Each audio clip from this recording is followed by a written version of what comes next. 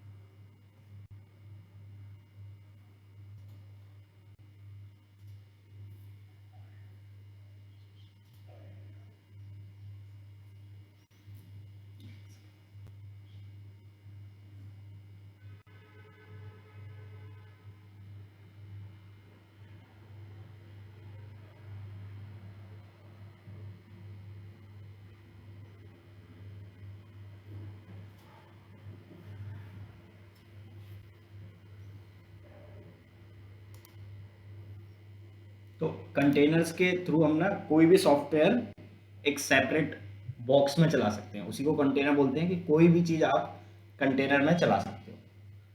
ठीक है।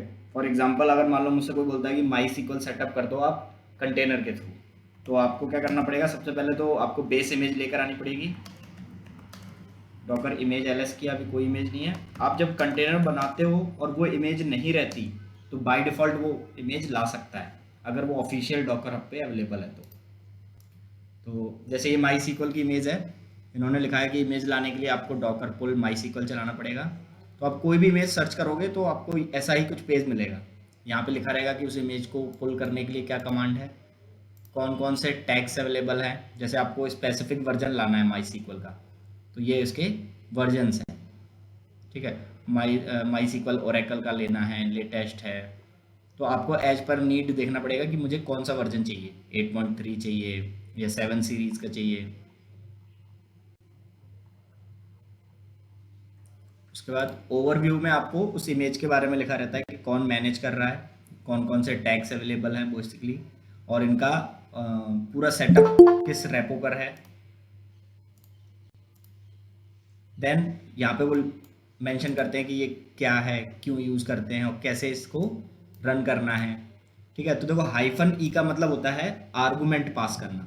आर्गुमेंट का मतलब क्या है? एक इन्वायरमेंट वेरिएबल पास करना, कि जब ये इमेज बनेगी, जब इस इमेज से कंटेनर बनेगा डिटैच मोड में, तो आपको ये इन्वायरमेंट वेरिएबल पास करना है और ये उसकी वैल्यू है। कोई भी डेटाबेस एक यूजर के साथ तो आएगा ही, तो रूट वो यूजर हो गया। अब उसका पासवर्ड आपको सेट करना पड़ेगा, तो ये मैंडेटरी फील्ड है। ठीक है। उसके बाद से कैसे कनेक्ट करना है, इंटरेक्टिवली कनेक्ट करना है तो आप हाइफन आईटी यूज़ कर सकते हो। ये नेटवर्क वगैरह भी हम पढ़ेंगे, डॉकर कंपोज। फिर आता है एक सबसे काम का चीज़, इन्वायरमेंट वेरिएबल्स, यानी कौन कौन सी वैल्यूज़ हम कंटेनर बनाते वक्त पास कर सकते हैं। ऐसा अपनी मर्जी से कुछ भी नहीं पास कर सकते। इन्होंने देखो पहला लिखा हुआ है MySQL underscore root underscore password, यही वेरिएबल का नाम रहेगा, तभी आप इसकी वैल्यू दे सकते हो। अगर आपने ये अंडरस्कोर नहीं लगाया, स्मॉल कैपिटल में दे दिया, तो हो सकता है वो एरर दे।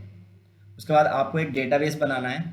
आप चाहते हो कि कंटेनर बने और वो डेटाबेस बन जाए, तो आप सीधा यहाँ पर हाइफन ई के आगे ये वेरिएबल और उसकी वैल्यू दे दोगे तो वो डेटाबेस बना देगा।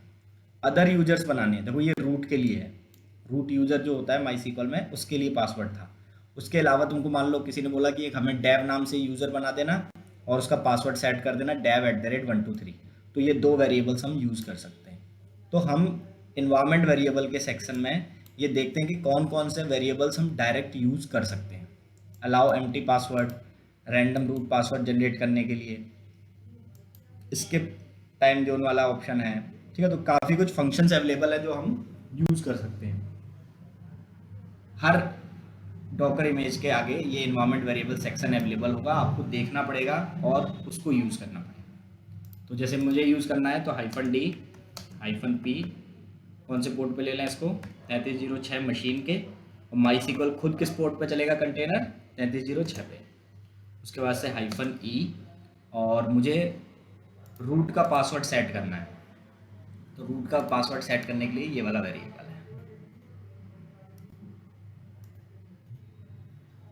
Equals to root@123। ठीक है, ये हो गया इन्वायरमेंट वेरिएबल सेट। अब मुझे कंटेनर का नाम देना है, तो मैंने यहाँ पे लिख दिया dev db।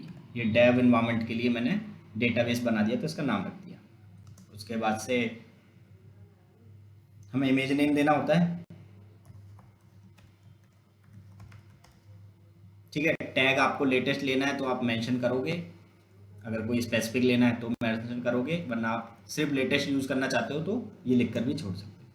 अब देखो माई सीक्वल में हमने एक चीज़ देखी थी कि वो जब क्रिएट होता है तो बाय डिफ़ॉल्ट वो बाहर से एक्सेस अलाउ नहीं करता, तो उसको अलाउ करने के लिए हमें यहाँ पर एक वेरिएबल पास करना पड़ता है या आर्गूमेंट पास करना पड़ता है, बाइंड एड्रेस। ठीक है, इससे क्या होगा, आप बाहर भी उसको यूज़ कर पाओगे। ये सिर्फ माई सीक्वल की एक ऐसी समझ लो रिक्वायरमेंट रहती है कि वो बाय डिफ़ॉल्ट इंटरनली अलाउ करेगा। तो अब क्या बोल रहा है, माई सीक्वल लेटेस्ट इमेज है नहीं, मैं पुल कर रहा हूँ। अब ये पुल कर रहा है कहाँ से, डॉकर हब पे, वहाँ मिल जाएगी तो ये पुल कर देगा, अदरवाइज एरर दे देगा। अब देखो जो इमेज आती है ना माई सीक्वल की या किसी की भी डॉकर इमेज जो आती है वो ना चंक्स में आती है, मतलब लेयर्स के फॉर्म में आती है। देखो ये लेयर 1 लेयर 2 ऐसे करके, देखो यहाँ पे लेयर स्टार्ट की है इसने, और ये लेयर्स डाउनलोड होती हैं, और ये लेयर्स ही पूरी एक इमेज बनाती है।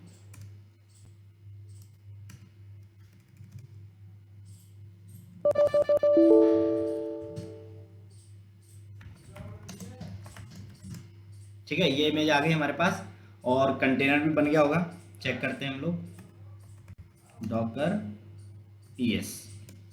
ठीक है, कंटेनर बन गया है, और ये इमेज का नाम है, ये कंटेनर आईडी है, ये आप बाहर से एक्सेस मैंने अलाउ कर दिया है।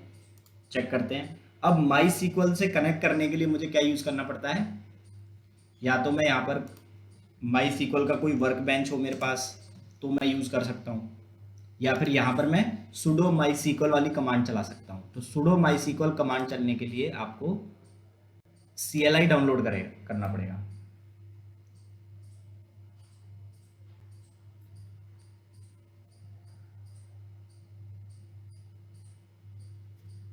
ठीक है, बट देखो मैं यहाँ पे यहाँ से भी इसको कनेक्ट करके देखता हूँ।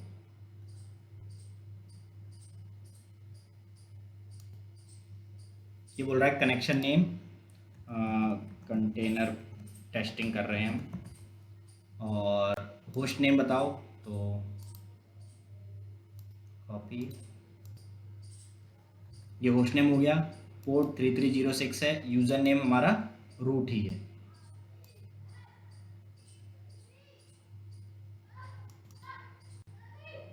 ठीक है, देखो पासवर्ड मांग रहा है हमसे, पासवर्ड हमने क्या रखा था, root@123।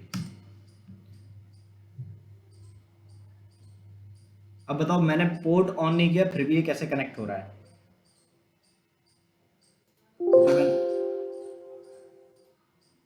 देखो ये कनेक्ट हो गया उससे। तो तुम देख रहे हो डेटाबेस इस बार कहाँ चल रहा है, कंटेनर के अंदर। मैंने क्या किया, देखो सिक्योरिटी ग्रुप में सारे पोर्ट्स ऑन कर दिए। ये ऑल जो लिखा रहता है इसका मतलब है एवरी पोर्ट इज ऑन। तो 3306 जितने भी होते हैं 65,536 पोर्ट सारे ऑन कर दिए हैं, तो इसलिए मुझे ऑन नहीं करना पड़ा, मैं पहले ही करके रखा हुआ था। देख रहे हो ये कनेक्ट हो गया। सिमिलरली अगर मुझे इस मशीन से कनेक्ट करना होगा तो मैं क्या यूज़ करूँगा, पहले तो CLI इंस्टॉल करूँगा, MySQL हाइफन क्लाइंट अकेला लूँगा, सर्वर नहीं लूँगा, क्योंकि मुझे सर्वर की रिक्वायरमेंट नहीं, बस क्लाइंट चाहिए, CLI चाहिए, जिससे कि मैं कनेक्ट कर सकूँ। तो अगर तुम डायग्राम देखोगे कि डायग्राम में क्या हो रहा है, तो ऐसा समझ लो कि ये आपकी मशीन, वो माई सीक्वल में ऑटोमेटिकली नहीं था क्या क्लाइंट? माई सीक्वल का वो कंटेनर है ना, नहीं था क्या उसमें क्लाइंट? हाँ कंटेनर के अंदर मिलेगा ना, फिर कंटेनर के अंदर जाके आपको कनेक्ट करना पड़ेगा। देखो ऐसा सीन अभी बता रहा था। आपने क्या किया, माई सीक्वल का एक कंटेनर बना लिया, आपने कहा ये हर चीज़ सॉफ्टवेयर इंस्टॉल करके क्या फ़ायदा, आपने माई सीक्वल का एक कंटेनर बना लिया।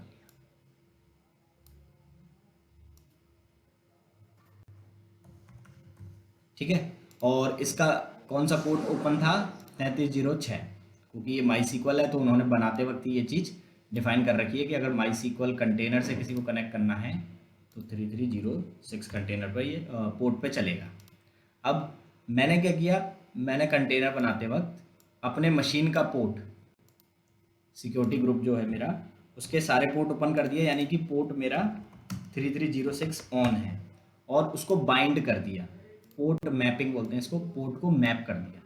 कहाँ मैप किया था, तो आप देखोगे यहाँ पर, ये देखो, या जब मैंने वो कमांड चलाई थी, एक सेकंड देखना, ठीक है, ये देखो हिस्ट्री कमांड आपने जो जो कमांड चलाई ना सब दिखाता है। तो ये यहाँ पर देख रहे हो, मैंने बोला मशीन का पोर्ट 3306 मेरे कंटेनर के 3306 पोर्ट से कनेक्ट कर दो, तो ये वाला पोर्ट इससे कनेक्ट हो गया, ठीक है। और माई सीक्वल का मैंने बाइंड एड्रेस देखो यहाँ पर अलाउ कर दिया था, यानी कि आप इस माई सीक्वल को कंटेनर के बाहर से भी एक्सेस कर सकते हो। जैसे EC2 में माई सीक्वल इंस्टॉल करते थे तो बाइंड एड्रेस 00 कर देते थे, तो EC2 के बाहर एक्सेस कर पाते थे। सिमिलरली कंटेनर के बाहर मैं एक्सेस कर पाऊँ, इसीलिए अब माई सीक्वल मुझे कनेक्ट करना है, तो या तो मैं करूँगा इस मशीन से, टर्मिनल से इस मशीन के, या दूसरा बाहर से। तो बाहर से मैंने करके देखा, देखो ये कनेक्ट हो रहा है, ठीक है। ये देखो इस वाले डोमेन से टेस्टिंग हो गई। अब ये जो टर्मिनल है मेरा EC2 का, इससे मुझे कनेक्ट करने के लिए कौन सी कमांड लिखनी पड़ेगी, sudo mysql, उसके बाद से -u, यूजर का नेम, और -p, और पासवर्ड मेरा root@123। बट जैसे ही मैं ये कमांड चलाऊंगा, मेरा जो ये लिनक्स है, लिनक्स कहेगा कि ये कमांड है ही नहीं। देखो मैं यहाँ चला के दिखाता हूँ, अब तो चल जाएगा क्योंकि CLI इंस्टॉल कर लिया हमने। तो देखो माई सीक्वल यहाँ नहीं चल सकता, क्यों, क्योंकि माई सीक्वल का CLI मेरे मशीन पे है ही नहीं। मुझे अगर ये कमांड चलानी है तो इसके अंदर जाना पड़ेगा, फिर चलाना पड़ेगा, पर अंदर जाके ये चीज़ चलाना थोड़ा कॉम्प्लिकेटेड हो जाएगा। तो हमने क्या किया, माई सीक्वल का क्लाइंट इंस्टॉल कर लिया। इससे क्या होगा, अब ये वाली कमांड मेरी चल सकती है। देखो अब मैं यहाँ पे सेम कमांड चलाता हूँ, sudo mysql -u, user name, password root@123।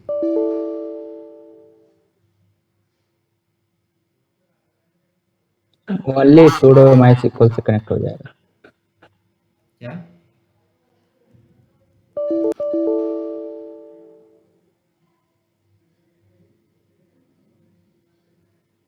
Password गलत डाला है, पी रूट डाला है। नहीं, पी के बगल में ही डालते हैं, अदरवाइज ये प्रॉम्प्ट की तरह मांगेगा। देखो पासवर्ड, आई थिंक पी के बाद स्पेस देना था। नहीं स्पेस नहीं होता सही है है, पासवर्ड। कोई दिक्कत नहीं। मैं बता रहा हूँ क्यों दिक्कत आ रही है। वो ना, देखो तुम्हारा जो माई सीक्वल है, तुम्हारा जो माई सीक्वल है CLI, वो कह रहा है कि वो अपनी मशीन में ढूंढ रहा है इसको, और अपने मशीन में तो अब ये अवेलेबल नहीं है ना, अब तो इसको पब्लिक IP के थ्रू जाना पड़ेगा, या तो प्राइवेट IP के थ्रू जाना पड़ेगा। तो हमें यहाँ मेंशन करने पड़ेगा कि अब होस्ट हमारा ये है, यूज़र हमारा ये है, और पासवर्ड हमारा root@123 है। अब कनेक्ट होगा, देखो सो डेटाबेसेस, फिर वो सेम चीज़ जो हम लोग अभी डेटाबेस में करते आए हैं, वो सारा कुछ कर सकते हैं।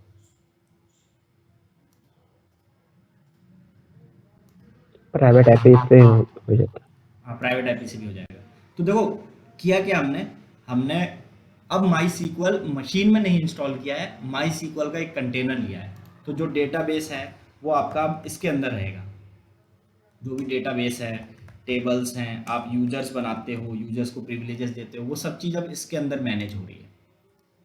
और ऐसे आप एक नहीं, दो नहीं, 5 कंटेनर, 10 कंटेनर बना सकते हो। तो ये बेनिफिट होता है कंटेनर्स का कि वो सारी चीज़ आइसोलेटेड है, इससे रिलेटेड मेरे मशीन पर कुछ नहीं मिलेगा, मशीन पे बस ये CLI है। क्लियर है। अगर मैं कंटेनर की IP डाल के देखूं तो लॉगिन होगा क्या ये? अच्छा ये बताओ, इस कंटेनर की IP कैसे निकालेंगे? डॉकर इंस्पेक्ट कर लें। इंस्पेक्ट कंटेनर ID के 3 या 4 डिजिट्स, ये रहा वो। और वैसे भी ये IP हमेशा ना 2 से शुरू होती है, और ये फिक्स नंबर रहता है शुरू में बाय डिफॉल्ट। अब मैं लिखता हूँ sudo mysql -u, यूज़र इस बार ये देता हूँ, मतलब यू नहीं, होस्ट, मेरा होस्ट ये है, और यूज़र मेरा सेम है, रूट, पासवर्ड मेरा root@123। लॉगिन हो गया। अब बताओ ये लॉगिन क्यों हुआ? क्योंकि इसकी भी एक आईपी होती है 172.17.0.2, ठीक है। और लेकिन ये आईपी सिर्फ इस मशीन के अंदर से ही एक्सेस कर सकते हो। अगर मैं इस मशीन से बाहर हूँ, सपोज ये मेरा लैपटॉप है, क्लाइंट हूँ मैं या यूज़र हूँ, और मेरा खुद का लैपटॉप है, तो उस लैपटॉप से कनेक्ट करने के लिए पहले मुझे क्या चलाना पड़ेगा? पहले मुझे पब्लिक आईपी के थ्रू इस सिक्योरिटी ग्रुप पे पहुंचना पड़ेगा। तो मुझे यूज़ करना पड़ेगा पब्लिक आईपी। समझ में आ रहा है क्यों? क्योंकि आप उस मशीन से बाहर हो। तो जब आप मशीन से बाहर रहते हो आपको पब्लिक आईपी यूज़ करनी होती है। ये समझ लो मेरे पास विंडोज़ का लैपटॉप है, तो इसीलिए मैंने ना वहाँ पे ये वर्क माई सीक्वल वाला वो याद आ रहा है आपको? यहाँ पब्लिक आईपी दी थी। देखो फिर से यहाँ पे मैं अगर यहाँ पर ये कंटेनर की आईपी दूंगा तो नहीं काम करेगा। क्यों? क्योंकि कंटेनर तो मशीन के अंदर है, तो पहले मुझे मशीन के अंदर जाना पड़ेगा ना, और मशीन के अंदर जाने के लिए मुझे पब्लिक आईपी यूज़ करनी पड़ेगी। तो मैं पब्लिक आईपी के थ्रू इस पोर्ट पे जाऊँगा, ये पोर्ट बोलेगा आपकी सर्विस इससे मैप्ड है, तो मैं आपको इस पर फॉरवर्ड कर दे रहा हूँ, और फिर आप इस पर लॉगिन कर पाते हो, ठीक है। लेकिन जब मैं इस मशीन के टर्मिनल पे हूँ, ये जो ब्लैंक स्क्रीन है, ठीक है, आप ये जो टर्मिनल देख रहे हो, ये टर्मिनल तो मशीन का है, तो मशीन पर तो आप डायरेक्ट इससे कनेक्ट कर सकते हो। यानी कि मैं इस टर्मिनल पे डायरेक्ट इस आईपी को हिट कर सकता हूँ। क्यों? क्योंकि मशीन के अंदर ही ये कंटेनर चल रहा है, तो मशीन को तो पता है कि ये किसकी आईपी है। क्लियर है?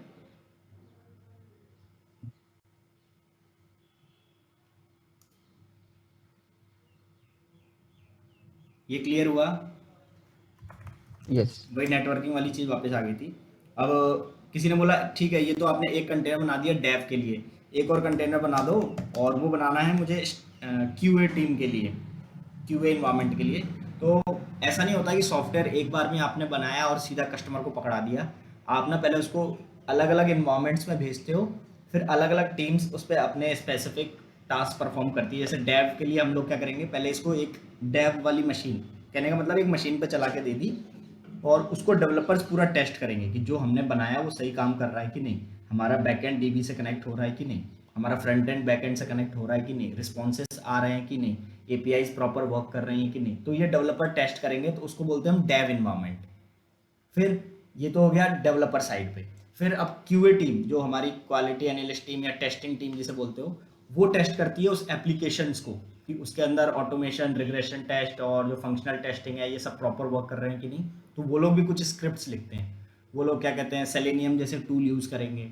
तो अब उनको भी एक इन्वायरमेंट देना पड़ेगा। हाँ भाई, कि कैसे पता चलेगा कि वो सारी चीज़ें सही हैं कि नहीं। तो हम लोग उनको भी एक नई मशीन, एक नए मशीन पे सारा सेटअप करके देते हैं, और उसको बोलते हैं हम क्यूए इन्वायरमेंट, ठीक है।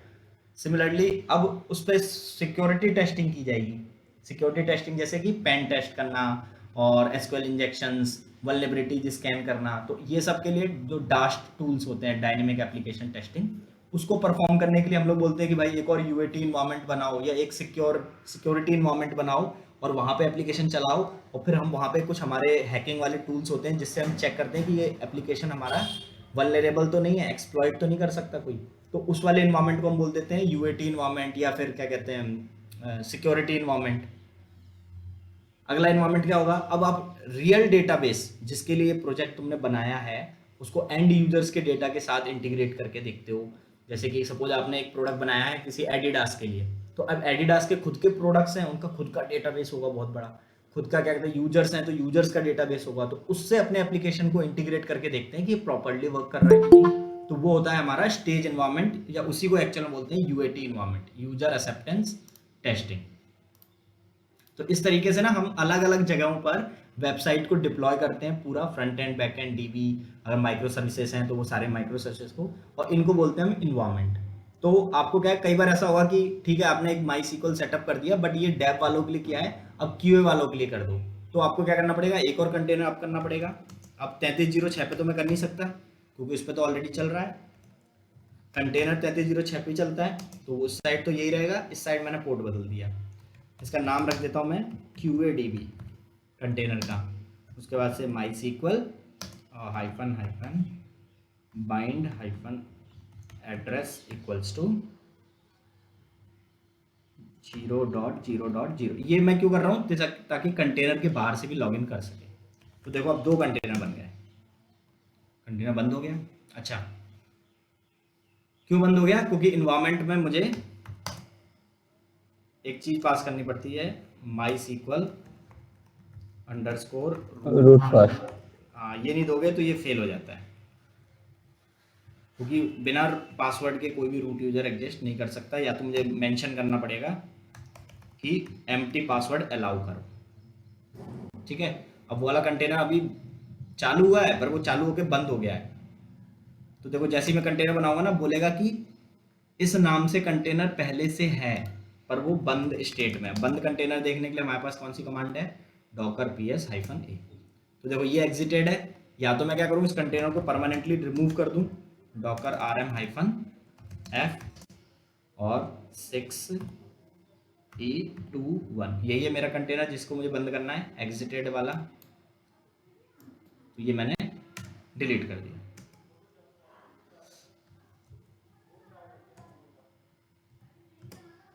कंटेनर डिलीट हो गया।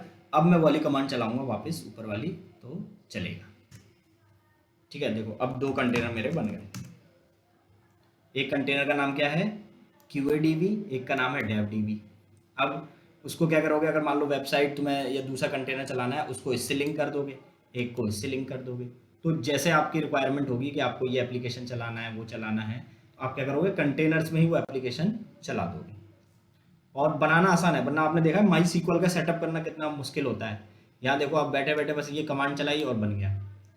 अब उन्होंने बोला एक यूज़र भी बनाना है, तो आपको पता है कि -e के बाद आप ये वाले यूज़र, ये वाले पासवर्ड दे सकते हो। अगर मेरा डेटाबेस ऑन प्रीमाइस है तब? डेटाबेस ऑन प्रेमाइस है तो फिर तो बनाओगे नहीं ना, फिर तो आप क्रिएट करोगे सीधा। ऑन प्रेमाइस का मतलब होता है कि सर्वर आपके मशीन के, मतलब सर्वर आपके प्राइवेट है, तो सर्वर पर भी तो आप कंटेनर चला ही सकते हो ना। तो उसका आईडी पासवर्ड यहाँ पे देना पड़ेगा? कहाँ पे? अरे ये मशीन ऑन प्रेमाइस होगी बस, बाकी कुछ नहीं होगा। ऑन प्रेमाइस का मतलब होता है कि सर्वर तुम क्लाउड से नहीं ले रहे हो, वो तुम्हारा दे रहे हो, तो आईडी पासवर्ड लॉगिन करने का तरीका तुम्हारा चेंज हो जाएगा। बाकी उसके अंदर तो ये मशीन ही है, पूरा उबंटू ही है। उबंटू पे जैसे कंटेनर बना रहे हो, कनेक्ट कर रहे हो, सब कुछ वही होगा। बस आप यहाँ जाके जैसे सिक्योरिटी ग्रुप ऑन कर देते हो ना, क्लाउड पे गए और सिक्योरिटी ग्रुप ऑन कर दिया, वो सब नहीं कर पाओगे। आपको इस मशीन के पोर्ट्स ऑन करने पड़ेंगे, फायरवॉल वगैरह पे जाके एडिट करना पड़ेगा।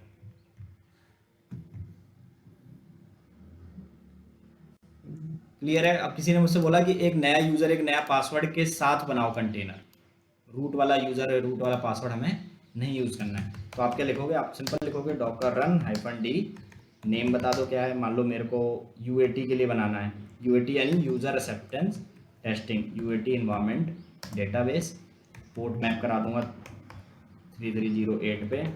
कंटेनर का तो पोर्ट सेम रहेगा।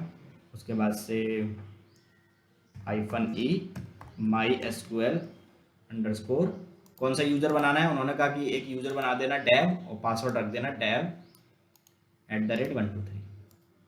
तो आपको यहाँ पे simply dev-e MySQL underscore password, यही है। और जो मेंशन है मैं वही यूज़ कर सकता हूँ, मैं ऐसा नहीं कि हाँ अपनी मर्जी से कुछ भी लिख दूँ। इन्होंने दे रखा है ये फैसिलिटी इन्वायरमेंट वेरिएबल पास करने की, जिसकी वजह से मैं यूज़ कर पा रहा हूँ, ठीक है। तो मैंने एक यूज़र बना दिया, एक उसका पासवर्ड सेट कर दिया। उसके बाद से आप नॉर्मल MySQL कंटेनर बन जाएगा, रन करेगा।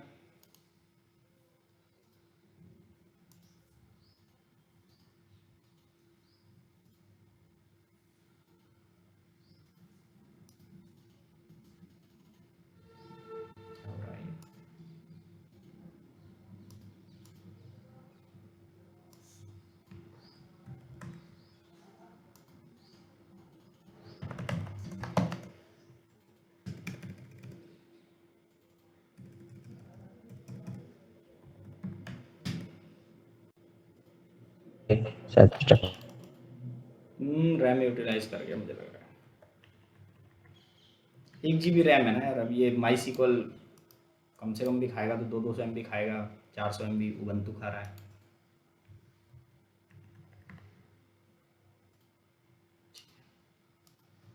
उसके बाद से आप hyphen bind hyphen address equals to 0.0.0। इससे क्या होगा, आप बाहर भी एक्सेस कर पाओगे, उस कंटेनर से बाहर एक्सेस कर पाओगे। क्लियर है? तो देख रहे हो आप एक लाइन में पूरा डेटाबेस सेटअप कर दे रहे हो। अब किसी ने बोला कि ठीक है एक डेटाबेस भी बना देना और डेटाबेस का नाम रख देना प्राइम, तो देखो यहाँ पे उन्होंने दे रखा है आर्गुमेंट, कंटेनर बनते ही एक डेटाबेस बन जाएगा। तो यहाँ मैं यहाँ पास कर दूँ, यहाँ पास कर दूँ, कहीं पर भी कर सकते हो आप। माई सीक्वल डेटाबेस इक्वल्स टू, मान लो उन्होंने बोला प्राइम सॉल्यूशन नाम से आप डेटाबेस बना देना। तो देखो अंदर जाके क्रिएट डीबी, यूज डीबी, कुछ भी नहीं करना पड़ रहा। क्रिएट अ पासवर्ड, सेटअप करना, सिंपल आपने एक कमांड लिखी और डेटाबेस अप। ये बेनिफिट देता है आपको कंटेनर। और ये कमांड अब आप कितनी बार भी चलाओ उतने कंटेनर्स आप कर सकते हो, बस पोर्ट बदलते जाना है, नाम बदलते जाना है। तो देख रहे हो कंटेनर आपके लिए कितना काम आसान कर दे रहा है।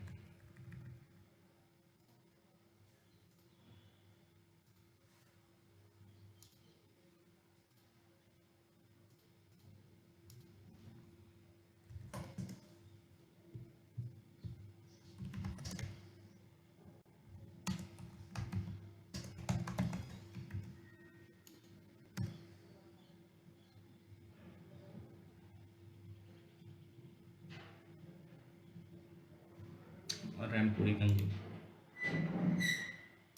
जब रैम पूरी कंज्यूम हो जाया करे ना एक बार रिबूट कर देना, क्योंकि रिबूट करने पे क्या होगा, कंटेनर्स भी बंद होंगे और कंटेनर अपने आप चालू नहीं हो पाएंगे। तो कंटेनर जो आपकी मेमोरी ओपन कर रहा था ना,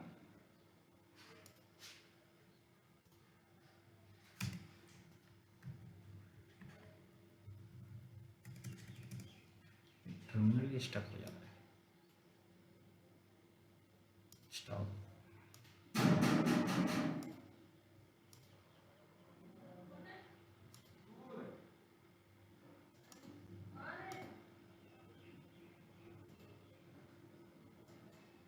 मशीन अभी बंद हो रही है।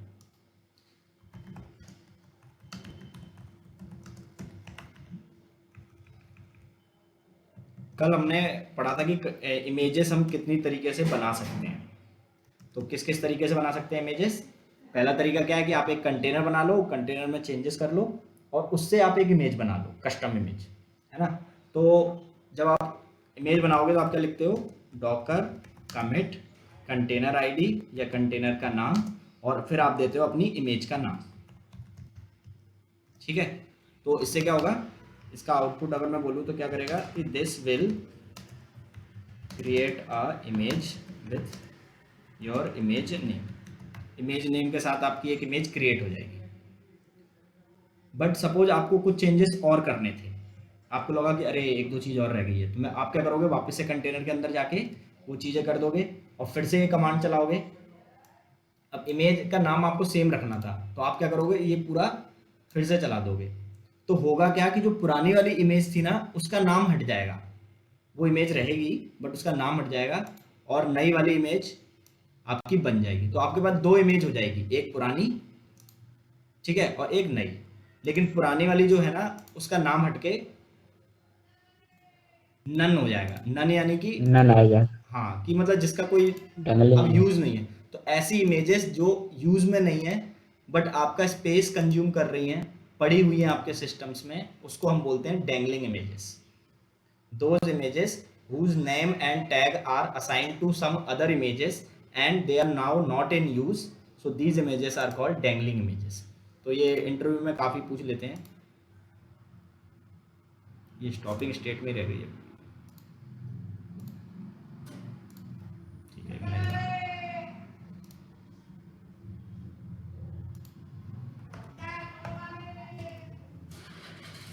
तो डैंगलिंग इमेजेस क्या होती हैं, ऐसी इमेजेस जिनका नाम और टैग किसी और इमेज को असाइन कर दिया गया है, so they are not in use now, those images are called dangling images.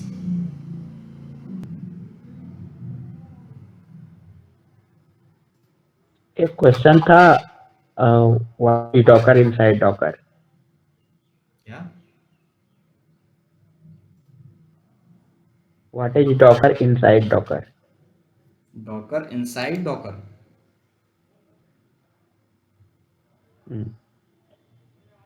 ऐसा बोल सकते हो कि एक कंटेनर, उसके अंदर भी एक कंटेनर चला दिया। पर ये काम का कुछ कंसेप्ट थोड़ी हुआ। नहीं, ये क्वेश्चन पूछ लिया।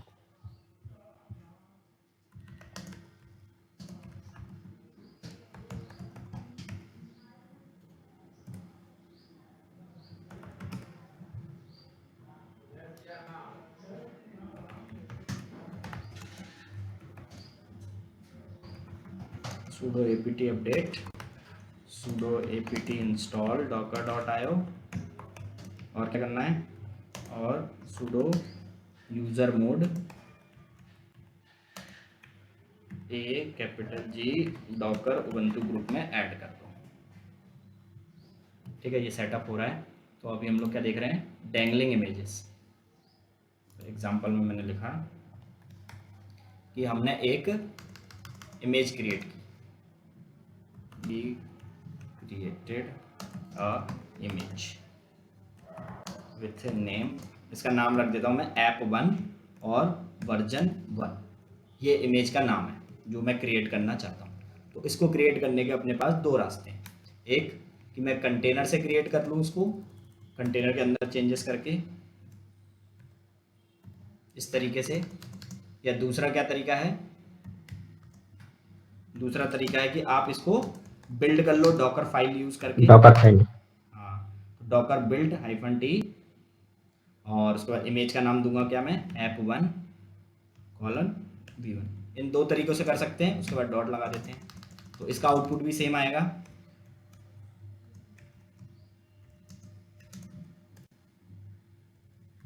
Image will be created, but suppose we want to make some changes,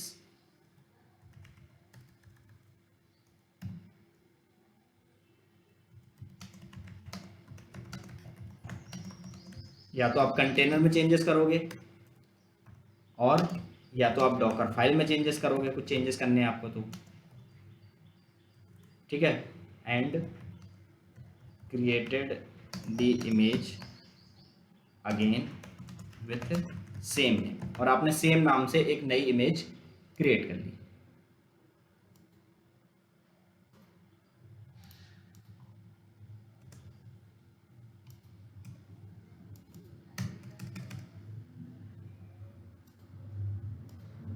तो क्या होगा, पुरानी इमेज का नाम क्या होगा, old image will become dangling. तो इसी को हम बोलते हैं कि पुरानी इमेज अब क्या हो जाएगी, डैंगलिंग कहलाएगी।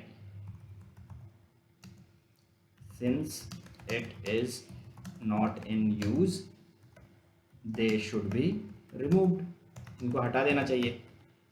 तो आपसे कोई बोलेगा व्हाट इज डैंगलिंग इमेजेस, तो डैंगलिंग इमेजेस या those images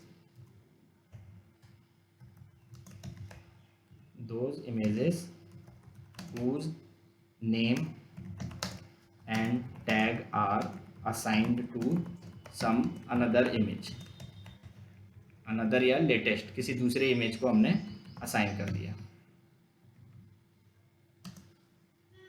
then that image will become dangling images. Clear है ये चीज? एक बार हम देख लेते हैं।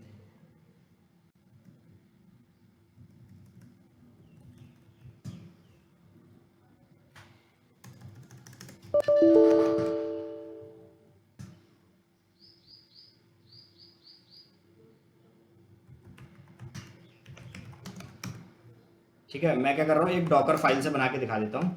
मैंने एक डॉकर फाइल बनाई, टच डॉकर फाइल, नैनो करता हूँ डॉकर फाइल को। अभी हमने डॉकर फाइल पढ़ा नहीं है, बस हम इमेज बना रहे हैं।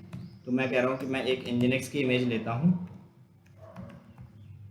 और उसमें एक work dir working directory set कर देता हूँ, और रन में लिख दिया मैंने कि आप apt अपडेट चला देना, और रन में फिर मैंने बोल दिया आप apt इंस्टॉल गिट चला देना। ठीक है, बस इतना ही लिख के मैंने छोड़ दिया। तो ये डॉकर फाइल मेरी बन गई, कैट करूँगा तो डॉकर फाइल बन गई। अब आप डॉकर फाइल से इमेज कैसे बनाते हो, डॉकर बिल्ड -t और इमेज का नाम, तो मैंने इमेज का नाम दे दिया app1 और वर्जन 1 उसका टैग दे दिया। उसके बाद करंट डायरेक्टरी में है मेरी ये। तो देखो ये मेरा जो जो स्टेप मैंने मेंशन किए ना वो एक एक करके स्टेप परफॉर्म करेगा, लास्ट में आपको एक इमेज दे देगा इस नाम से। तो आपके पास दो इमेज आ जाएगी, एक ये इंजन एक्स वाली जो ये लेकर आ रहा है स्टेप 1 की वजह से, बाकी स्टार्स की वजह से। ठीक है, तो एपीटी इंस्टॉल चल रहा है, सब कुछ चल गया इसमें। मैं डॉकर इमेज एलएस करूंगा तो देखो मेरे पास एक इमेज बन गई और ये आपकी ऑफिशियल इमेज। तो अब डैंगलिंग इमेज कब बनती है? जब आप कुछ चेंजेस करते हो और नई डॉकर फाइल में चेंजेस करोगे या फिर उस कंटेनर में करोगे और फिर से इमेज बनाते हो।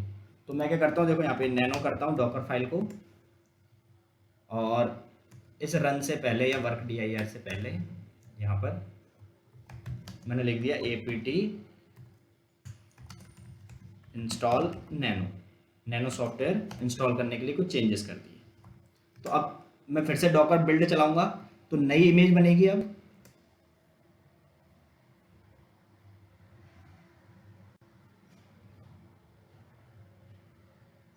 अपडेट चला नहीं क्या पहले?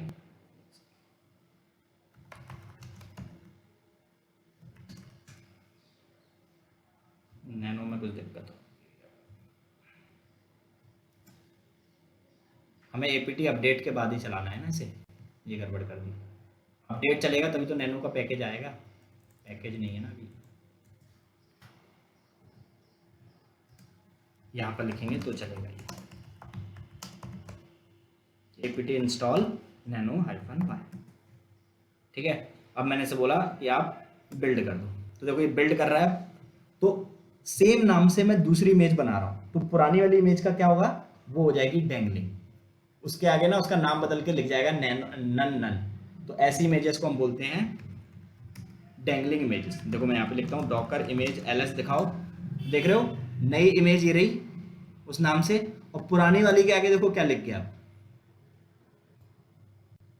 ठीक है, तो ये इमेज अब क्या कहलाएगी, डैंगलिंग इमेजेस। तो मैं यहाँ पे लिख सकता हूँ कि dangling images have name and tag, क्या नाम होगा उसका, नन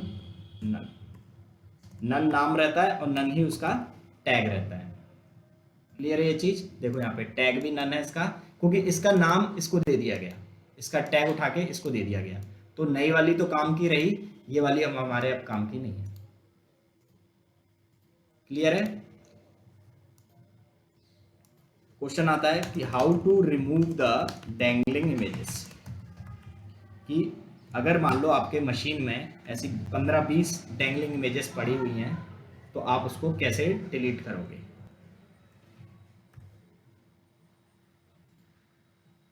ठीक है, या तो आप क्या करोगे, इमेज आईडी पास करोगे बार बार और डिलीट करोगे, बट ये मुश्किल हो जाएगा क्योंकि 8, 10 हैं, 12 हैं, 15 हैं। तो उसके लिए एक कमांड यूज की गई है, डॉकर इमेज प्रून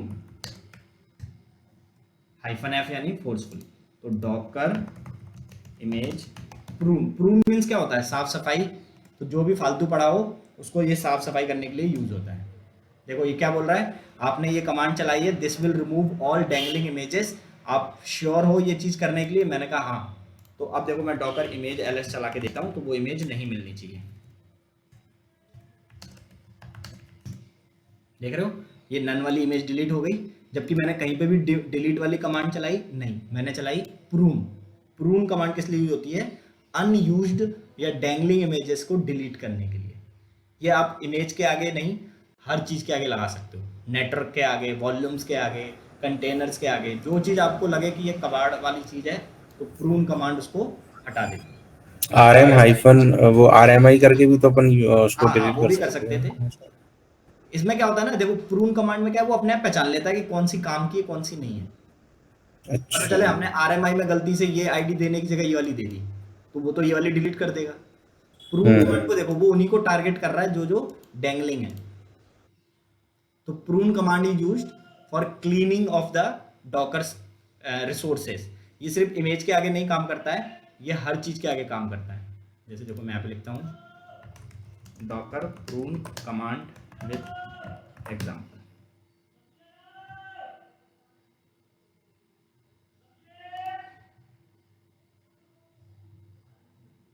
मतलब आप सिर्फ इमेज अकेला डिलीट नहीं कर सकते। देखो सिस्टम चला दोगे ना, डॉकर सिस्टम प्रून, ये कंटेनर जो फालतू के पड़े होंगे, बंद स्टेट में है, एग्जिट स्टेट में है, उनको हटा देगा। वॉल्यूम्स बनाएंगे हम आगे तो वॉल्यूम्स को हटा देगा। नेटवर्क बना होगा, नेटवर्क हटा देगा। इमेजेस पड़ी हुई तो इमेजेस हटा देगा। तो ये देख लो, ये बहुत काम की कमांड है। कोई बोलेगा how to perform a clean up activity in docker, तो there is one command docker system prune which will clear या which will clean up everything. It is clean up all the unused resources. अब unused में सब चीज, ये देख रहे हो यहाँ पे, stopped container, dangling images, networks, volumes, हर चीज। ठीक है, तो अभी हम सिस्टम कमांड आगे पढ़ेंगे, अभी तो हम सिर्फ इमेजेस पे लगा रहे हैं। तो prune command is used to remove all unused images, और अनयूज्ड इमेजेस को ही हम लोग डेंगलिंग इमेजेस बोलते हैं। कब जनरेट होती है? जब आप सेम इमेज का मतलब सेम नाम से दूसरी इमेज जनरेट कर लेते हो, तो पुरानी वाली डेंगलिंग कहलाती है। ये क्लियर हो गया? ये क्लियर है? डेंगलिंग इमेजेस क्या होती हैं? ये इंटरव्यू में बहुत पूछते हैं, what are dangling images and how to remove them. एक एग्जांपल क्या हुआ?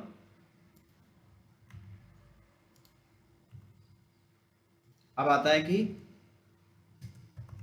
How to send the Docker image from one EC2 या one server to another server. एक सर्वर से हमें दूसरे सर्वर पर ये इमेज भेजनी है, तो कैसे भेजें?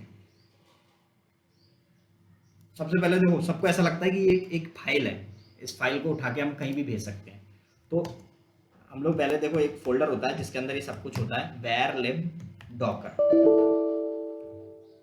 इसके अंदर आते हैं, परमिशन नहीं है, ओके, sudo shu करके मैं रूट यूजर बन गया, cd to where lib और docker। मैं इसके अंदर आया, ls किया, तो देखो इसमें ना सारे फोल्डर बने हुए हैं। ये इमेज का फोल्डर, ये कंटेनर का, ये नेटवर्क का, ये वॉल्यूम्स का। तो मैं इमेज वाले फोल्डर में जाता हूँ, ठीक है, ठीक है, ये ओवरले के अंदर जाता हूँ। देखो कहीं पर भी वो इमेज दिखी नहीं मुझे, ये कहीं पर भी मिल नहीं रहा है कि ये इंजीनिक्स या ऐप1 कहाँ है।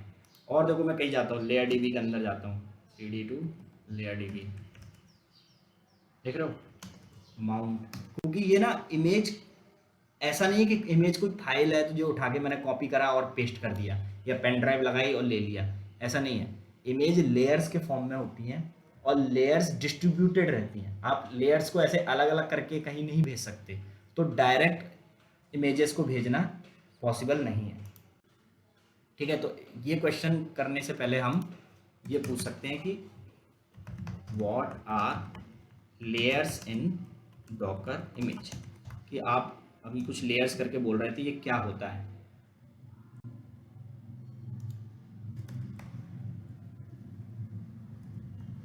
फिर हम धीरे धीरे डॉकर इमेज को कैसे ट्रांसफर कर पाएंगे। तो देखो लेयर्स क्या होता है कि आप जब ये इमेज लाए, अब इमेज बनाने के 3 तरीके, या तो आप ऑफिशियल इमेज लेकर आ जाओगे जैसे ये वाला लेकर आए हैं, उसके बाद आप डॉकर फाइल से ये इमेज बना सकते हो या कंटेनर से बना सकते हो। बट जब ये इमेज बनती है ना, तो ये इमेज लेयर्स होती हैं। लेयर्स करने का मतलब क्या होता है कि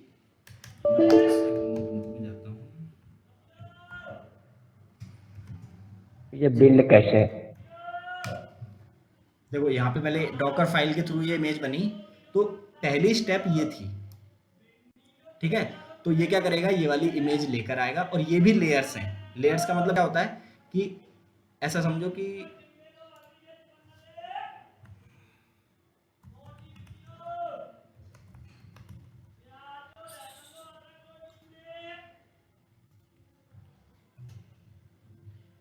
ऐसा समझो कि मैं एक बेस इमेज लाया, ये मेरी बेस इमेज है। हम इस पर वापस आएंगे कि बेस इमेज कैसे बनी या फिर ये कैसे आया। अभी के लिए हम ये बेस इमेज। अब इसके ऊपर देखो, मैंने पहला इंस्ट्रक्शन क्या चलाया था, ये डॉकर फाइल देखो, तो मैंने ये वाली कमांड चलाई थी, वर्क dir/app, यानी कि इस इमेज से एक कंटेनर बनाना, उस कंटेनर में एक रूट पाथ होगा, उसके अंदर ऐप नाम से एक फोल्डर बनाना और उसको वर्किंग डायरेक्टरी सेट कर दो, यानी डिफॉल्ट फोल्डर सेट कर दो। जो कुछ भी अब काम होगा वो उसी फोल्डर के अंदर होगा, इसके नीचे जो कुछ भी मैं लिखते जाऊंगा वो सब। ठीक है, तो जैसे ही मैंने ये कमांड चलाई उस डॉकर फाइल ने मेरे जब इमेज बनाया तो एक कमांड आपके लिए चलाएगी, कौन सी, वर्क dir। कमांड क्या है वो हम बाद में देखेंगे, बस हम ये देख रहे हैं कि ये स्ट्रक्चर काम कैसे कर रहा है। ठीक है, तो ये होगी मेरी लेयर 0 और ये होगी मेरी लेयर 1। उसके बाद मैंने उससे बोला कि आपको चलाना है ये वाला इंस्ट्रक्शन। ठीक है, तो ये क्या करेगा, अब इसके ऊपर एक लेयर ऐड कर देगा।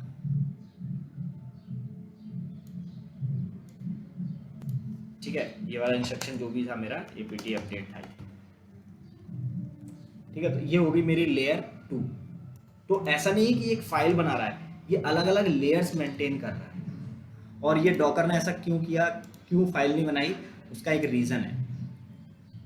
वो चाहता तो एक फाइल बना देता लास्ट में कि भाई एक टार टाइप की, जिप टाइप की फाइल बना दो, बट उसने नहीं बनाया। उसके बाद से अगला इंस्ट्रक्शन हमारा क्या था, apt अपडेट के बाद apt इंस्टॉल नैनो और apt इंस्टॉल गिट।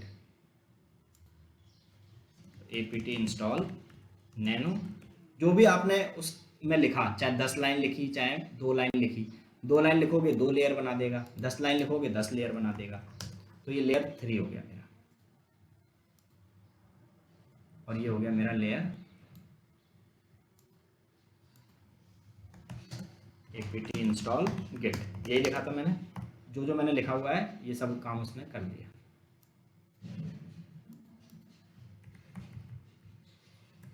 तो ये पता है कैसे काम करता है, ये लेयर्स या जो कुछ भी मैं इंस्ट्रक्शन लिख रहा हूँ ना, सबसे पहले क्या करेगा, जैसे ही ये पहला इंस्ट्रक्शन आया उसके पास, उसको पता है कि अब दूसरा काम करना है। और ये काम क्या करना है, रूट के अंदर ये फोल्डर बनाना है। अब ये बताओ, आप किसी फाइल के अंदर फोल्डर बना सकते हो? नहीं बना सकते। फोल्डर कहाँ बनेगा, किसी ना किसी मशीन पर, ऑपरेटिंग सिस्टम पे, है ना। मैं आपसे बोलूंगा ये पाइथन की फाइल है, इसमें फोल्डर बना दो, तो मैं फाइल के अंदर फोल्डर कैसे बना सकता हूँ? मैं ऑपरेटिंग सिस्टम में बना सकता हूँ ना, कहीं स्टोरेज होगा वहीं बना सकता हूँ। तो ये क्या करता है, डॉकर पहले इससे ना एक कंटेनर बनाता है, इस बेस इमेज को यूज करके एक कंटेनर बनाएगा। और कंटेनर तो चलता प्रोसेस है, ये आप मान सकते हो पूरी एक मशीन है छोटी सी, और इस मशीन के अंदर ये फोल्डर बनाएगा। इस चीज को ध्यान से समझना, यही पूरा डॉकर का या इमेज का मूल मंत्र है कि कैसे ये काम करता है। ठीक है, इंटरमीडिएट कंटेंट। और इन कंटेनर्स को हम बोलते हैं इंटरमीडिएट कंटेनर। इंटरमीडिएट कंटेनर यानी कुछ ही देर के लिए बनेगा ये बस, और मैंने नहीं बनाया, ये अपने आप डॉकर बनाता है। अब डॉकर से मैंने क्या कहा है कि इमेज बना दो, और बेस इमेज जो है मेरी इंजन एक्स, उसका कंटेनर बनाना एक। ये मैंने बोला नहीं है, बट कंटेनर डॉकर मेरा जानता है कि अब रूट फोल्डर होगा इसके अंदर। देखो ये मशीन मान लो, छोटी सी मशीन, इसके अंदर रूट फोल्डर होगा, dir फोल्डर होगा, और जो भी हम लोग पढ़ते थे ना, logs folder, home folder, OS की। हाँ वो सारा जो ओएस के जो फोल्डर्स थे ना, वो सारे फोल्डर इसमें अवेलेबल है। तो इसमें मैंने उससे क्या बोला है कि इसके अंदर जाकर एक फोल्डर बना देना, ये वाला, यही बोला हुआ है मैंने कि एक वर्क dir सेट कर देना, रूट फोल्डर के अंदर एक ऐप फोल्डर बना देना। तो ये क्या करेगा, फोल्डर बनाएगा और इससे एक लेयर बना के रख देगा। और यहाँ पर अब तुम मान लो एक छोटी सी लेयर बन गई, या छोटा सा आप बोलोगे बेस इमेज के ऊपर कस्टम इमेज बन गई। ये हो गई मेरी लेयर 1। तो लेयर 1 में मुझसे कोई बोलेगा कि क्या क्या चीज़ें हैं, तो मैं बस इतना बोल सकता हूँ, इसके अंदर जो कुछ इंजन के अंदर था वो सब कुछ है, प्लस एक फोल्डर एक्स्ट्रा हैगा कि नहीं, ये वाला फोल्डर लेयर 1 के अंदर। ठीक है, अब मैंने उससे सेकंड काम करने को बोल दिया। मैंने क्या बोला, apt अपडेट चला देना, यानी कि जो इंजन के बाद आपने ये वाला काम किया, अब ये वाला काम करना है। तो ये क्या करेगा ना, ये हो गया मेरा लेयर 1 का काम। अब ये फिर से एक कंटेनर बनाएगा,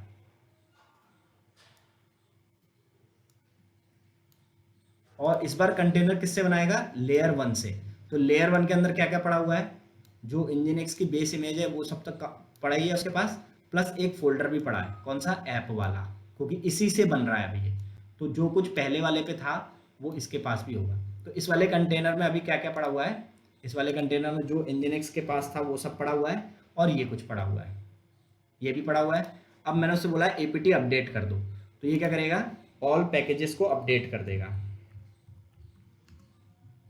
पैकेजेस अपडेट कर देगा, और उसके बाद फिर ये एक लेयर बना के छोड़ देगा, यानी एक इंटरमीडिएट इमेज बनाकर छोड़ देगा। तो ये हर स्टेप पे ना एक टास्क परफॉर्म करता है, और वो टास्क ही लेयर है, ठीक है। तो ये हो जाएगी मेरी लेयर 2। तो अब मुझसे कोई बोलेगा लेयर 2 में क्या क्या पड़ा हुआ है, तो लेयर 2 में मेरा जो Nginx के पास था वो सब कुछ पड़ा हुआ है, उसके बाद ऐप फोल्डर पड़ा हुआ है, और पैकेजेस अपडेट है। उसके बाद मैंने बोला ये, तो फिर इससे एक कंटेनर बनाएगा, फिर ये प्रोसेस चलता जाता है। तो ये इस तरीके से वर्क करता रहता है, ठीक है। मुझे कैसे पता, तो देखो अब मैं तुमको दिखाता हूँ ये चीज़ चला के कि दिखाता है कि नहीं।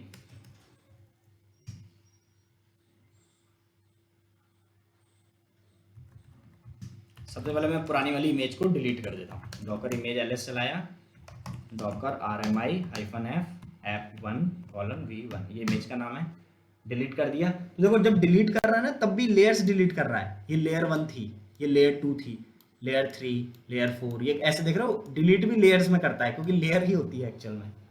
अब देखो मेरे पास कोई इमेज नहीं है, बस मेरी ऑफिशियल इमेज पड़ी है, और ये डैंगलिंग इमेजेस पड़ी है। तो डॉकर इमेज prune-f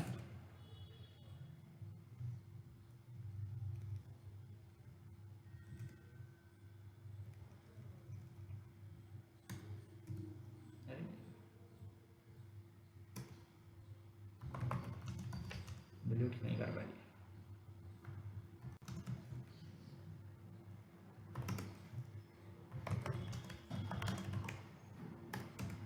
ठीक है।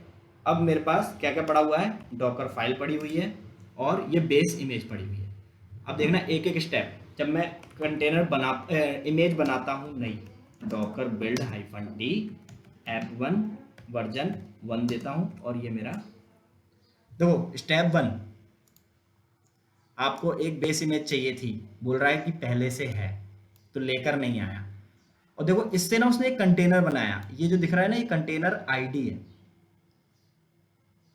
कंटेनर बनाया, उसने कहा कि अरे बेस इमेज है बस कुछ नहीं, कंटेनर बंद। स्टेप 2 ये करना है। तो देखो जब इसने स्टेप 2 किया ना, तो फिर एक कंटेनर के अंदर running inside a container, container के अंदर क्या किया उसने, ये वाला फोल्डर बना दिया, और देखो इस कंटेनर को डिलीट भी किया है, और देखो उसका नाम भी बोल रहा है कि रिमूविंग इंटरमीडिएट कंटेनर दिस, यानी कि ये वाला काम उसने कहाँ किया, एक कंटेनर के अंदर, ये कंटेनर के अंदर। और इस कंटेनर की आईडी क्या है, तो देखो ये रही, और फिर इसको डिलीट भी कर दे रहा है खुद ही, ठीक है। फिर इसने क्या किया, देखो ये लेयर बना दी, ये लेयर बन गई। उसके बाद ये चलाने के लिए देखो फिर उसने एक कंटेनर बनाया, यानी कि अगली चीज फिर एक कंटेनर बनी, इस लेयर से फिर एक कंटेनर बना, और इस कंटेनर के अंदर देखो ये सारा काम कर रहा है, ठीक है। और फिर देखो इस कंटेनर को डिलीट भी कर दिया, और फिर एक लेयर बन गई, और लास्ट में पूरा ही चल गया क्या एक बार में, ये टर्मिनल स्टक हो गया इसलिए दिखा नहीं, वरना आपको एक एक स्टेप दिखेगी कि एक एक स्टेप में उसने क्या किया, पहले बेस इमेज से एक लेयर बनाई, फिर एक कंटेनर बनाया, कंटेनर के अंदर ये वाला काम किया, और उस कंटेनर को लास्ट में डिलीट कर दिया, और फिर उससे एक लेयर बना के रख ली, फिर उससे एक लेयर बना के रख ली। इससे क्या करता है, देखो लेयर का क्या बेनिफिट है, अब देखो लेयर से होता क्या है कि अगर मैं उससे बोलूंगा ना कि दोबारा से ये काम करो, ये बिल्ड कैसे दोबारा से बिल्ड कैसे यही है ना, काम करो, हाँ, तो वो कहता है कि अरे ये तो लेयर्स बनी हुई हैं, इसमें आपने किसी भी लाइन में चेंज नहीं किया है, तो सारी लेयर्स ऐसी ही रहेगी। और देखो दोबारा से ना वो कोई कंटेनर नहीं बनाएगा, देखना मैं वापस से बनाता हूँ इसे, मैं दोबारा से इसे बोलता हूँ ये वाला काम करो, देखो using cache using cache using cache, container नहीं बनाया उसने एक भी नया, यानी इंटरमीडिएट कंटेनर्स उसने नहीं बनाए, उसने इसी लेयर से बोला अरे ये सब वैसे ही है, कोई दिक्कत नहीं है। ये सारी लेयर्स को ही उसने कैशे के फॉर्म में यूज कर लिया, यानी बिल्ड उसने दोबारा नहीं किया, कैशे पकड़ लिया उसका।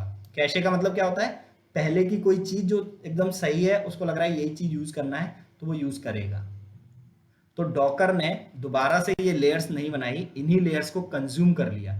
लेकिन अगर ये फाइल होती, वो लेयर नहीं बनाता, तो वो डॉकर वालों ने भी जब बनाया होगा डॉकर का ये कंसेप्ट, तो सोचा होगा कि यार फाइल बनाना ज़्यादा आसान है, क्यों लेयर लेयर बना बना के छोड़ रहे हैं। देखो कहाँ दिक्कत आती है। जैसे ये नैनो हटा के मैं यहाँ पर दूसरी चीज़ ऐड करता हूँ। मैंने क्या किया, ये नैनो वाली चीज़ हटाया और इसकी जगह कुछ और इंस्टॉल कर लेते हैं। क्या कर लूँ, नेट टूल्स कर लेता हूँ। इको इको नहीं, ठीक है। तो पता है डॉकर कितना स्मार्ट है, डॉकर कहेगा ये 3 स्टेप तो तुम्हारी सेम है। जब इस फाइल को कैट करते हैं फिर से डॉकर वाली को, डॉकर पता क्या कहेगा, तुम्हारी ये पहली दूसरी तीसरी लाइन तो सेम है, चौथी लाइन में तुमने नैनो हटा के ये लिखा है। कहने का मतलब क्या है, लेयर 0 लेयर 1 और लेयर 2 तो सेम है, तो इन लेयर्स को मैं दोबारा नहीं बनाऊंगा, ये मैं कैशे से पकड़ लूंगा। लेयर 3 में आपने नैनो हटा के नेट टूल्स किया है, तो लेयर 3 में डिलीट करूंगा, लेयर 3 से एक इससे नया एक कंटेनर बनाऊंगा, उसमें ये जो आपने बोला है नेट टूल इंस्टॉल करने को वो इंस्टॉल करूंगा, फिर नया लेयर बनाऊंगा और वो लेयर 3 होगी। तो लेयर 3 डिलीट करके नई लेयर बनाऊंगा, और लेयर बनाने के लिए बीच में इंटरमीडिएट कंटेनर्स बनाता है। फिर लेयर 4 बनाऊंगा, तो लेयर 4 भी चेंज होगी, क्योंकि लेयर 4 में क्या होना चाहिए, जो नीचे वाले में है वो सब कुछ ऊपर होना चाहिए। तो अभी तो लेयर 4 में नैनो पड़ा हुआ है, नैनो तो हटेगा। तो देखना 3 लेयर्स तक ये कैशे यूज करेगा। देखो मैं इमेज फिर से बिल्ड करता हूँ, देखो चल जान दो इसको। तो उन्होंने फाइल का कंसेप्ट इसीलिए नहीं बनाया, क्योंकि अगर फाइल बनाते ना तो सब चीज फिर से करनी पड़ती। इन्होंने क्या किया, देखो यूजिंग कैशे मतलब यहाँ तक तो कैसे ही यूज कर लिया, यानी लेयर 0 1 और 2 में उसने कोई चेंजेस नहीं किए, वही उठा लिए पुराने वाले। लेयर 3 में इसने पूरा चेंज किया है। तो वो ये चीज चलाने के लिए उसने बोला कि एक कंटेनर लूंगा, ये सब कुछ चलाऊंगा, और ये चलाने के बाद ये कंटेनर डिलीट कर दूंगा और एक नई लेयर बना दूंगा। फिर ऊपर वाली कमांड में भी फिर वो लेयर हटेगी, क्योंकि उसमें नैनो डला हुआ है, नैनो हट के उसके अंदर से फिर वो कंटेनर लेगा, ये सारा काम करेगा, फिर लेयर बना देगा लास्ट में, और वो इंटरमीडिएट कंटेनर उसने डिलीट कर दिया और लेयर बना के रख दी, और फिर फाइनली बोल रहा है कि आपका सब कुछ सेव हो गया। तो डॉकर इमेज एलएस करूंगा तो एक डैंगलिंग इमेजेस आ जाएगी। ये वाली कौन सी वाली है, जिसमें नैनो पड़ा था, इसको हटा के अब हमने कौन सी ले ली, जिसमें नेट टूल्स पड़ा है। जो लास्ट वाली जो हमारी लेयर होती है ना, उसी को इमेज आईडी बोलते हैं। क्लियर हुआ। तो लेयर्स क्या हैं, हर इंस्ट्रक्शन पर उसने अपने लिए एक सेपरेट इंटरमीडिएट इमेजेस बोल सकते हो बना बना के रख लिए हैं, ताकि इन फ्यूचर अगर कोई चीजें सेम रिपीट होती है तो वो वहां तक की लेयर को कॉमन उठा लेगा। जैसे यहाँ तक अगर यहाँ पे मैं चेंज कर दूं कुछ, तो ये 2 लेयर को सेम रख लेगा, इसी को उठाएगा, यहाँ से चेंजेस करना शुरू कर देगा। तो इससे क्या हो रहा है, डॉकर की स्पीड अच्छी हो रही है, डॉकर की परफॉर्मेंस अच्छी हो रही है, रैम कम खा रहा है, सीपीयू कम खा रहा है। ये बेनिफिट है लेयर्स का फॉर्म में। और इसमें आप क्या करते हो, बिल्ड कैशे यूज कर लेते हो, यानी पिछली बार जो हमने बिल्ड किए थे ना, इन्हीं कैशेस को यूज कर लेते हो। तो इंटरव्यूअर आपसे यही पूछता है, what are layer in images और what are the build cache.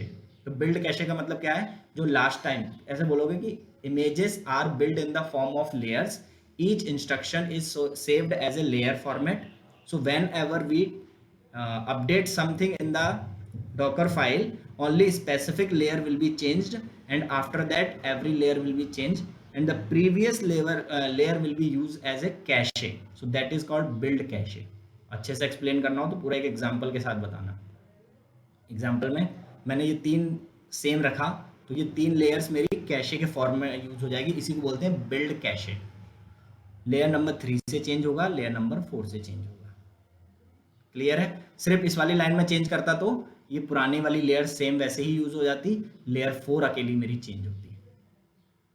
इससे क्या होता है कि अभी तो ये यानी कि जिस लेयर पे चेंज होगा बस उसी के बाद से चेंजेस शुरू होंगे। और अभी जो अभी देख रहे हैं ना, ये डॉकर फाइल हमारी कितने 5-6 लाइन की है, एक्चुअल में देखोगे तो डॉकर फाइल 30-35 लाइन की है। तो सोचो 35 लेयर्स यूज हो रही हैं। तो अब हमें हर लेयर अगर शुरू से बिल्ड करनी पड़ गई तो फिर तो हमें बहुत टाइम लगेगा, बहुत ज़्यादा मेमोरी कंज्यूम होगी, सीपीयू रैम कंज्यूम होगा। तो डॉकर ने बिल्ड कैशे का कंसेप्ट लेकर आया कि we will use the cache of the previous layer if nothing is changed at that layer. अगर उस लेयर तक कुछ भी चेंज नहीं हुआ है तो हम उसको बिल्ड कैशे के फॉर्म में यूज कर लेंगे, और जहां पर चेंज हुआ है, मान लो इस वाली लाइन में चेंज हुआ है, यहां से हम नया काम करना शुरू करेंगे आगे। क्लियर है ये चीज? तो इसीलिए उन्होंने ये फाइल नहीं बनाई, इसको कैशे के फॉर्मेट में रखा है।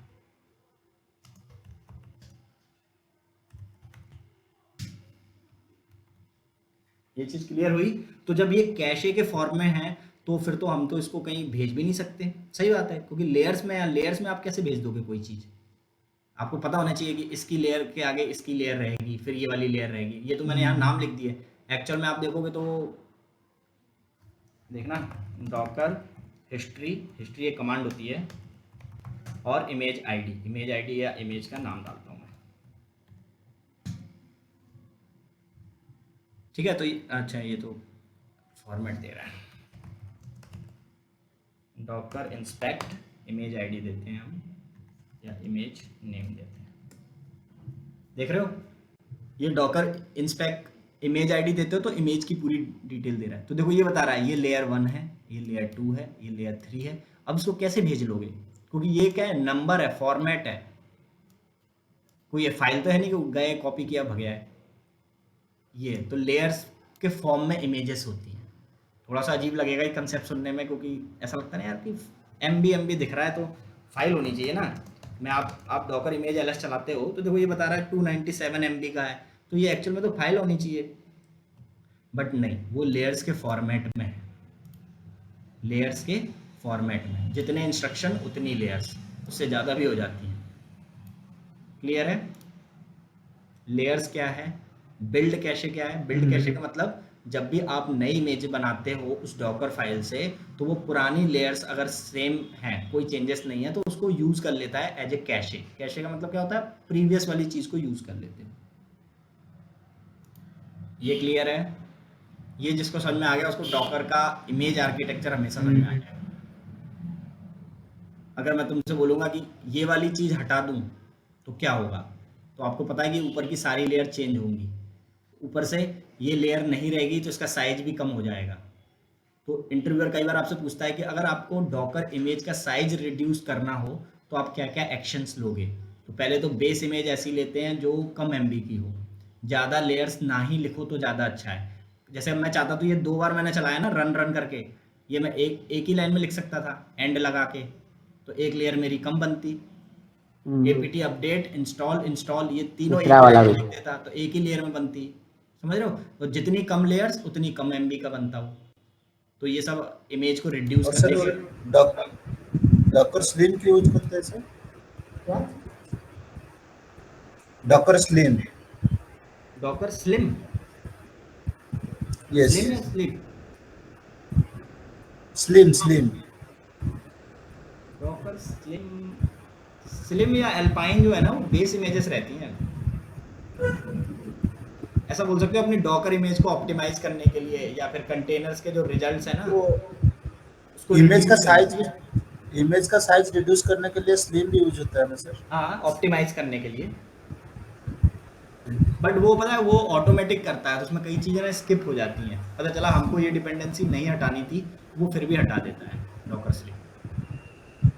तो इसीलिए ना हमें अपने कुछ स्टैंडर्ड्स बनाने पड़ते हैं कि ये चीज़ मैं करूँगा और वो मेरे हेल्प करेगी, क्योंकि वो उनके जो लॉजिक्स होते हैं ना उसकी वजह से कई बार प्रॉब्लम आ जाती है। या ये कंसेप्ट मान लो कि Docker slim is a concept which is use to optimise the Docker images. उसके लिए आपको कुछ टास्क पता रहते हैं कि use base image, use lesser dependency, use minimal क्या कहते हैं पैकेजेस, यूज मिनिमम लेयर्स।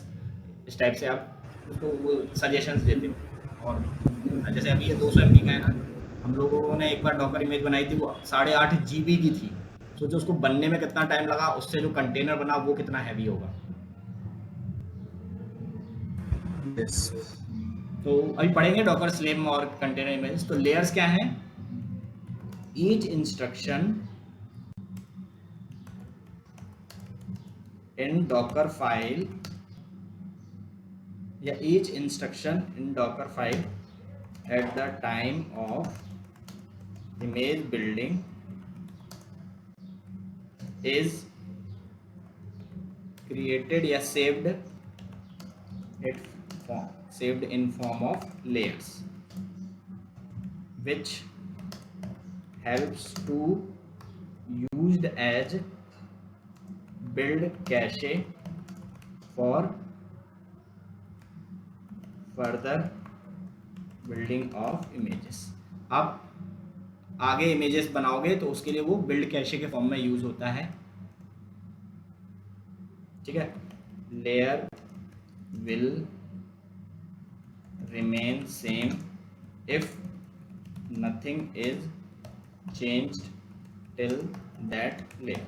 आपने उस लेयर तक अगर कोई भी चेंजेस नहीं किए डॉकर फाइल में तो वो सेम रहेगी। फॉर एग्जांपल मैंने यहाँ तक कोई चेंजेस नहीं किए तो ये दोनों लेयर सेम रहेगी, मैंने यहाँ तक कोई चेंजेस नहीं किए तो लेयर 3 तक सेम रहेगी। तो लेयर्स क्या है कि, और बोल सकते हो कि specific layer contains all the required details या